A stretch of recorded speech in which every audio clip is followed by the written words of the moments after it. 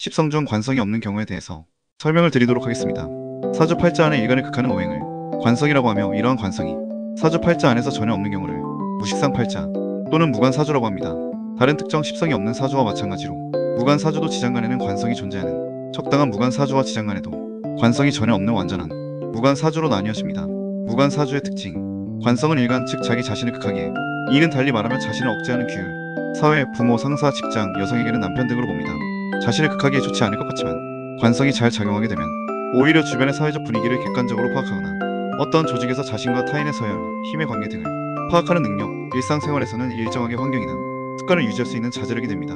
그런데 이러한 관이 없다는 것은 관성이 좋은 측면이 없거나 약하다는 것이므로, 달리 말하자면 첫 번째로 사회적인 눈치가 약하거나 법이나 규칙 등 자신을 얽매이게 하는 것, 간섭하는 것을 매우 꺼리게 됩니다.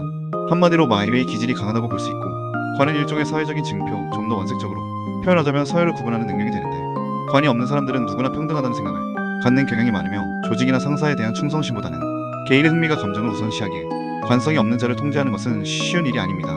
두 번째로 항상 반복하는 패턴이 모호하고 어떠한 문제 해결 과정에서 객관성이 약하고 자기 주관대로 행동하는 경향이 있으며, 남을 잘 의식하지 않기에 이러한 부분이 스킨십 등 성적인 부분에서도 나타나기도 합니다. 예를 들면 관성이 없는 경우는 밖에서도 키스를 한다든지 옷차림에 신경을 쓰지 않아서 패션 테러리스트로 불리는 등 남의 시선을 의식하지 않으며 청소라든지 집안일 등을 일정한 주기대로 실행하기보다는 한 번에 몰아서 하는 등 일정한 패턴이 모호합니다. 다만 특정한 분기가 강한 집단에 있으면 이러한 부분이 많이 완화가 되며, 예를 들면 군대같이 싫어도 해야 하는 장소라면 그러한 패턴이 만들어지지만, 그럼에도 일정 시기가 지나면 원상복귀되곤 하며, 무관사주는 역설적으로 자기 자신을 어느 정도 일정한 루틴을 할 수밖에 없는 환경에서 진정한 능력을 발휘하기도 합니다. 이러듯 특히 한국 사회에서 관성이 없다는 것은 상당히 불리한 부분이 없다고 할 수 없으나, 무관사주가 단점만 있는 것은 아닙니다. 무관사주에게는 특별한 장점이 있으며, 그 부분은 무관사주의 개원법에서 다루겠습니다. 큐. 무관사주 여자는 결혼을 못하고 남자는 자식이 없나요? 관성은 여성에게는 남편을 의미하고 남자에게는 자식을 상징한다고 해서 일각에서 주장하는 낭설에 불과하며, 전혀 관계가 없다고 할 수는 없으나 관성이 없다고 해서 여성은 결혼을 못하거나 남성은 자식이 없다는 등 극단적으로 나타나지는 않습니다.